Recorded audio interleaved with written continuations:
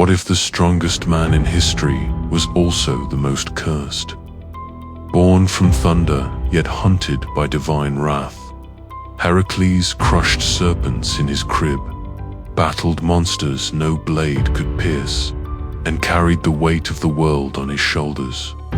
But his greatest enemy was not lion, Hydra, or Titan. It was the madness within his soul. This is not just a hero's tale. This is the tragedy, the fury, the immortality of Heracles. A child is born, but not into peace. The night Heracles entered the world, the skies cracked with thunder. Zeus, king of the gods, had sired yet another son, this time with a mortal woman, Alcmene. But Hera, Zeus' wife, was no silent spectator. Her rage burned like wildfire across Olympus. She swore that this child, no matter how divine his blood, would suffer. Even as an infant, Heracles' cradle became a battlefield. Hera sent 2 serpents, venom dripping from their fangs, to strangle him in his sleep. Yet when the nurse entered, she did not find a corpse. She found a miracle. The baby had crushed the snakes in his fists, laughing as their bodies went limp. Strength beyond human comprehension was his birthright, but so was Hera's eternal hatred. From that night onward, Heracles' life was marked by duality, the blessing of Zeus and the curse of Hera. As he grew, his frame became colossal, his voice like rolling thunder, and his power undeniable. By the time he was a young man, no mortal could rival him in combat. His arrows flew swifter than hawks, his hands could uproot trees, and his courage made kings tremble. Yet for all his glory, a shadow followed him everywhere, the shadow of Hera's vengeance. It came not as a storm, but as madness. When Heracles built a family, marrying the gentle Megara and fathering children, Hera struck her cruelest blow.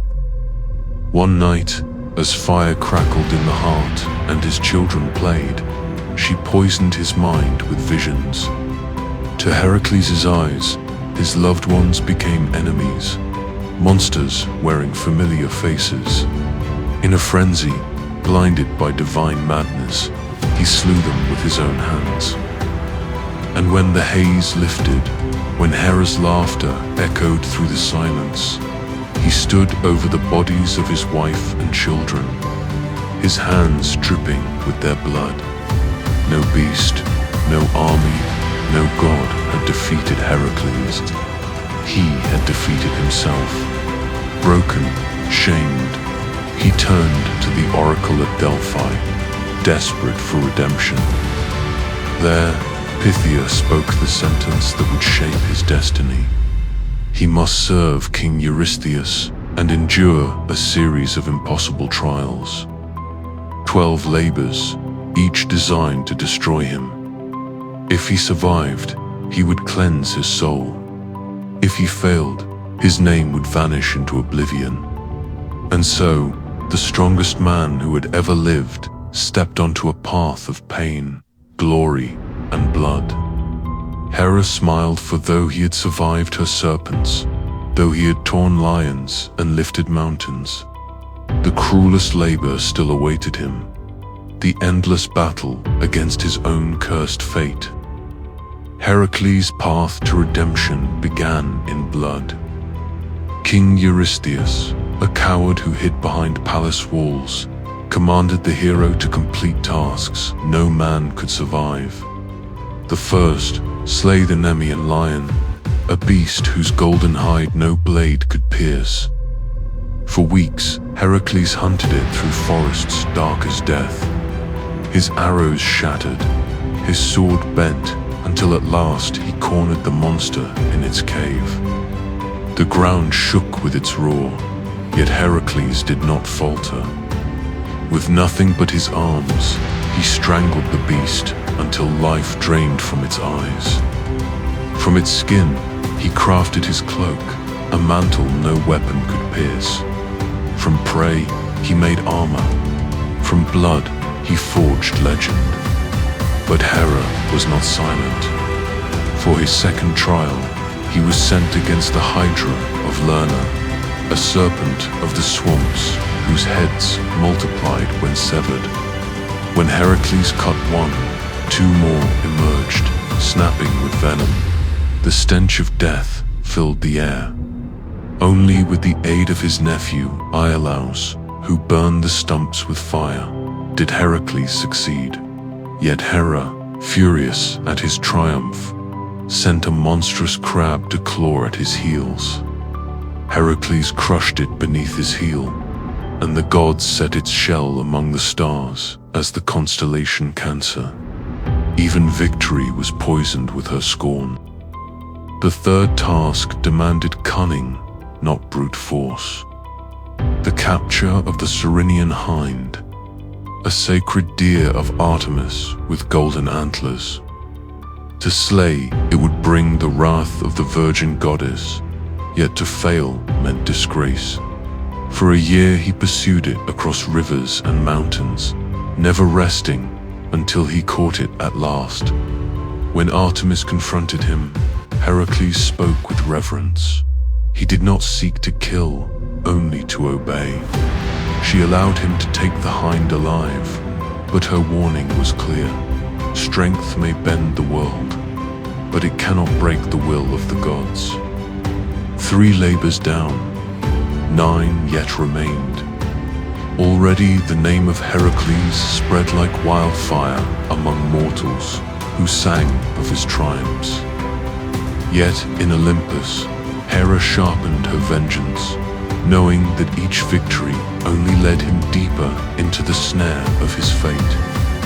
If the first tasks were trials of strength, the next were trials of endurance and wit. The 4th labor dragged Heracles to the snowy peaks of Mount Erymanthos, where a boar of impossible size ravaged the land. Its tusks could pierce armor, its fury shattered trees. For days, Heracles gave chase, his footsteps shaking the mountain.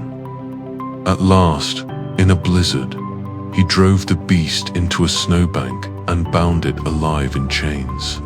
When he returned, carrying it on his shoulders, King Eurystheus hid in terror inside a bronze jar, ashamed of the very hero he commanded. But humiliation was not enough. The 5th labor was an insult. Clean the Augean stables, where thousands of cattle had left filth for decades in a single day. To slay monsters was glory, but to shovel dung, that was mockery. Yet Heracles, cunning as he was strong, diverted to mighty rivers, washing away years of decay in hours. The task meant as shame became another tale of brilliance. Still, Eurystheus, jealous of his success, refused to count it, calling it trickery. The 6th trial was no less perilous. The Stymphalian Birds, creatures with bronze beaks that pierced flesh and wings that cast death like arrows. Swarming in thousands, they darkened the sky, their cries shrieking like metal. Against them, Heracles used not brute force, but strategy. With a rattle forged by Hephaestus, he startled the flock into the air and shot them down one by one. Their bodies fell into the marsh, the silence of death replacing their metallic screams. 6 labors had passed, and still Hera's fury grew. She did not seek his death alone, she sought his despair. Yet Heracles, though burdened by guilt, pressed onward. For he knew redemption lay not behind him, but in the horrors ahead. The 7th labor carried him across the sea to Crete, where a raging bull left destruction in its wake. This beast, father to the Minotaur, breathed fire and trampled fields. Yet Heracles wrestled it to the ground with his bare hands, binding it alive. Some said Poseidon himself raged at the theft, but still the hero prevailed. The eighth was darker. The mares of Diomedes, horses that feasted not on grass, but on human flesh. Their eyes burned with madness, their mouths foamed with blood. To control them, Heracles slew their master, King Diomedes, and fed his body to his own beasts. Only then, tamed by horror, did the mares submit. It was a victory that left mortals trembling, not in awe, but in fear. The ninth labor was a test of diplomacy and blood, sent to claim the girdle of Hippolyta, queen of the Amazons. Heracles at first found her willing to give it freely, but Hera, ever the serpent, spread lies among the Amazons that Heracles sought their queen's death. War erupted. Blades rang, arrows flew, and Hippolyta fell by Heracles' hand. Whether in betrayal or in tragedy, the girdle was his, but at a cost that stained his name. The 10th led him to the edge of the world, where Geryon, the three-bodied giant, guarded crimson cattle with the aid of a two-headed hound. The journey was perilous. Deserts burned, seas raged, and the very sun scorched his skin. In fury, Heracles shot an arrow at Helios, the sun god himself. Impressed by his courage, Helios gifted him a golden cup to sail the seas. With it, Heracles reached Geryon's land, slew the monster, and drove the cattle back across the earth. By now, his legend had become more than mortal. It was eternal. 2 labors remained, each more impossible than the last. The 11th, to steal the golden apples of the Hesperides, guarded by nymphs and a dragon coiled around the tree. The fruit of immortality was not meant for mortal hands. Heracles sought the aid of Atlas, the Titan who bore the weight of the heavens. Atlas agreed, but only if Heracles held the sky in his stead. And so, for the first time, the strongest of men buckled beneath a burden no mortal had known the weight of the cosmos pressing upon his shoulders. With the world trembling above him, he endured until Atlas returned. Then, by cunning, he tricked the Titan into taking it back, escaping with the apples. Mortals whispered, "If a man can carry the sky, what can't he do?" But the 12th labor was the darkest of all. Eurystheus commanded him to descend into Hades itself and bring forth Cerberus, the three-headed hound of the underworld. Armed with nothing but courage, Heracles journeyed into the land of the dead. He faced Hades, god of the underworld, who allowed the task only if Heracles subdued the beast without weapon. Grappling the monstrous dog in shadows deeper than night, Heracles wrestled it into submission and dragged it into the world of the living.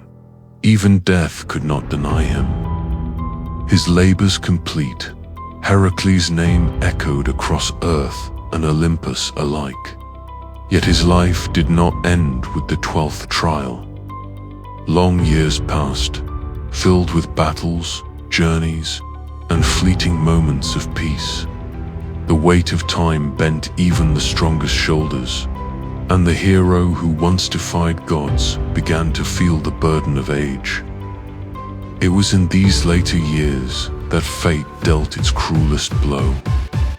Heracles wed Deianira, whose love was deep, but whose trust was shaken by jealousy. In love but deceived, she believed she was saving her marriage, and so she gave him a cloak tainted with the venom of the Hydra. She thought it a charm of loyalty, not a weapon of betrayal. But as Heracles wore it, the poison seared his flesh. burning muscle and bone. In unendurable agony, he built his own pyre upon Mount Ota, laying himself upon the flames, mortal life consumed in fire. Mortals wept, believing their hero lost to ash. But Zeus, unwilling to see his son perish, intervened. From the pyre, Heracles rose, his divinity unveiled, his mortal pain shed like smoke. No longer man but god, he ascended to Olympus. Hera herself, once the architect of his torment, was forced to accept him among the immortals. Thus ended the mortal life of Heracles, and thus began his immortality. A man cursed by madness, broken by loss, yet redeemed through struggle, betrayed by love, yet saved by destiny. He was no mere hero. He was the embodiment of strength against fate, of defiance against the divine, and his legend, carved in blood, fire, and tears, would echo until the end of time. Strength, madness, loss, redemption. Heracles lived them all. His tale ended on Olympus, but its echo will never fade. So I ask you, what truly makes a man immortal? Was this triumph or another curse? If this left you wondering, like, save, share, and subscribe to follow the next legend.